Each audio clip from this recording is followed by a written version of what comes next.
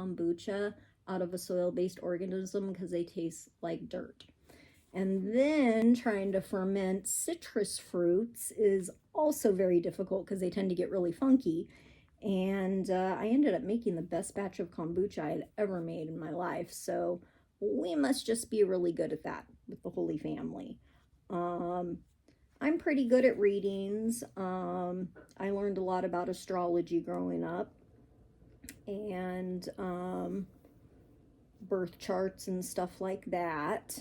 So I've just spent my life learning all that sort of stuff, and I figure Jesus did too. I mean, if he ascended with the Gnostics, he was clearly learning some new stuff too. And I always feel that continuing to learn is important. So those are some of the cool things that I have done. You know, as a teen, I helped build the Rose Garden Arena in Portland, in the Rose City for, oh my gosh, Trent Reznor's not gonna like this at all. Hey, boo-boo, it's been a while. We've been doing this a long time. I'm pretty sure he knows who I am because it is possibly my piano playing in the song La Mer, which I think my parents may have sold to Hollywood when I was a kid learning how to play piano. At least it turned out in the best song possible, because after about 50 of us kids worked tirelessly for several years to help with the plans for the Rose Garden, which we did because the old Memorial Coliseum had an outdated sound system, and anytime Nine Inch Nails came to play there, they sounded like poo-poo, and I knew that they could sound a whole lot better.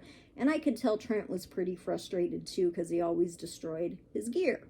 And I was becoming increasingly annoyed and heartbroken every time I had to sit and watch him destroy a perfectly good piece of equipment. I was like, look, I'm trying to learn music. Just give them to me. Just give them to me instead of destroying them on stage. It drove me nuts year after year.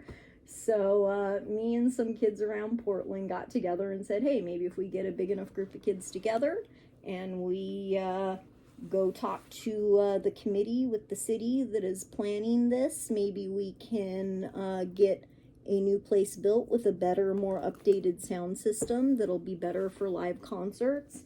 And they ended up putting a state-of-the-art athletic training facility there. One of my friends had the suggestion for the beer garden, and now they have a Dippin' Dots. And let me tell you how satisfying it was when I saw Nine Inch Nails on the Fragile Tour play La Mer live at the Rose Garden Arena that me and a bunch of kids worked tirelessly for years to help build.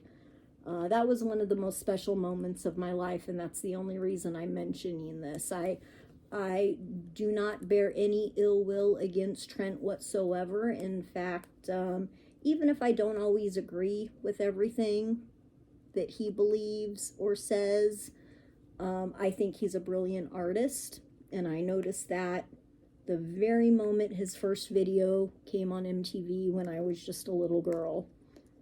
I was like, he's gonna do big things in this world, and I saw that talent in him, which is another thing us Holy Family members are good at, is spotting the abilities in other people and helping to nurture them and bring those abilities out, even when the person might not be aware of them themselves. Anyhow, over the years, I've seen them play there a bunch of times. I think I was there during the Year Zero tour, the Lights in the Sky tour, and every single time I still find myself saying, yep, it's better than it was at the Coliseum. Now the place is called the Moda Center, and the poor kids that work so hard and lend their ideas, they never got credit for any of it. At the last minute, the people did not want to acknowledge that.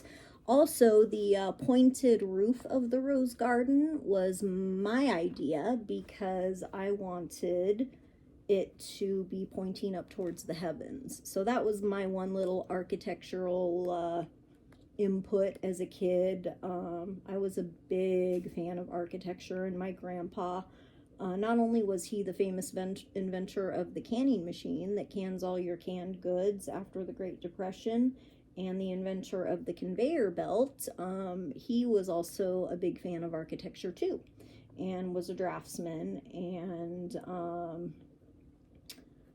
so I probably, learned a lot of that sort of stuff growing up, because I'm still a big fan of architecture, like old-timey churches, old-timey architecture, old-timey cathedrals.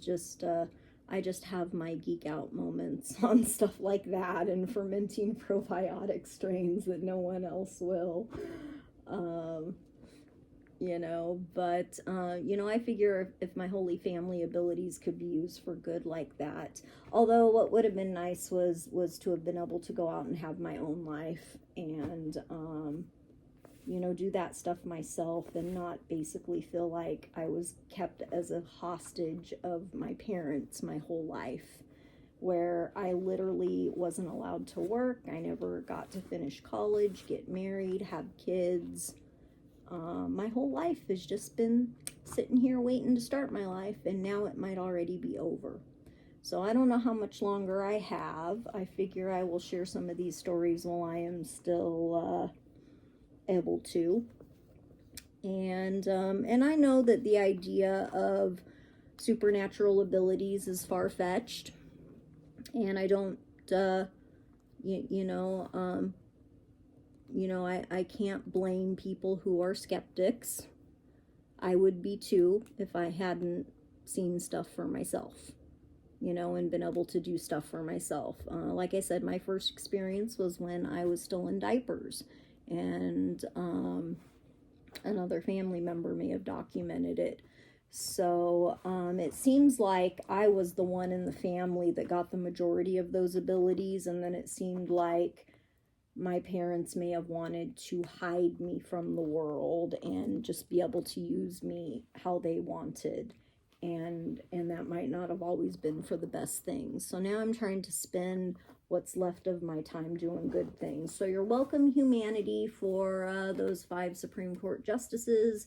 Rest assured, their souls are now in shiny little coins in my possession, and I will not be returning them to those justices until this shiznit is fixed, because getting rid of affirmative action in Roe versus Wade just went back decades and decades of progress. What that did was undo a whole lot of people's decades of hard work, and I don't like that. Just like if our Holy Family is gone, it will undo decades and decades of Holy Family history on earth. Us founding Christianity, churches built in our name, monuments built, all of that will have been for nothing once we're gone, and I'm the last one, and I haven't had a chance to have kids yet.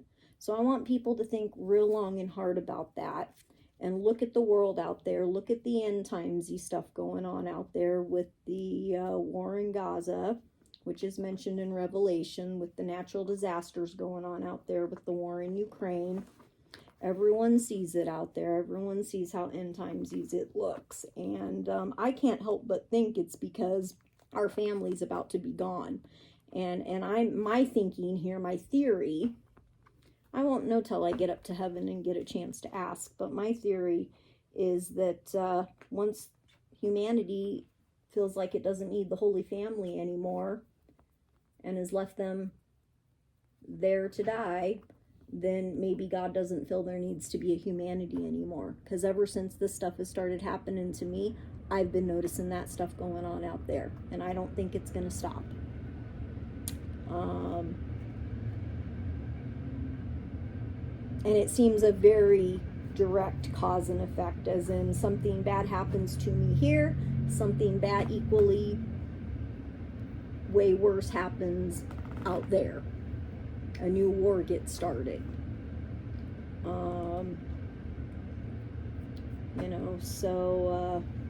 Anyhow, just thought I would share that. There's probably more miracle abilities that I have done throughout my life. This isn't by any means a full list here.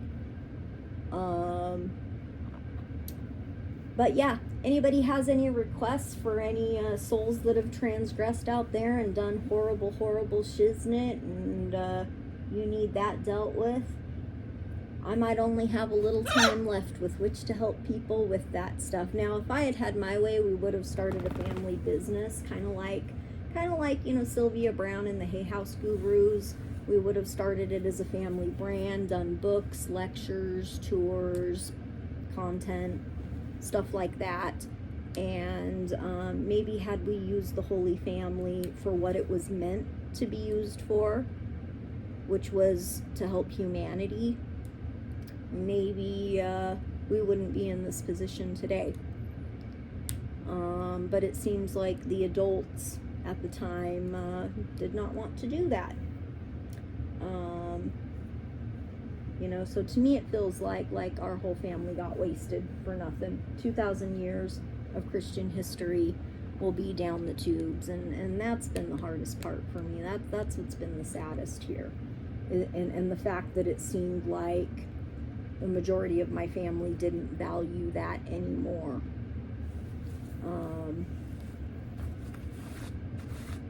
And maybe the world just feels like there is no place for Christianity or spirituality anymore. I don't know. What do you guys think? Has the world moved beyond needing that help? Because it sure looks like the world is ending out there. And it sure looks like the world still needs our help, whether it's willing to admit it or not. Anyhow, I hope you guys all stay safe, take care, God bless, and stay tuned for our next video.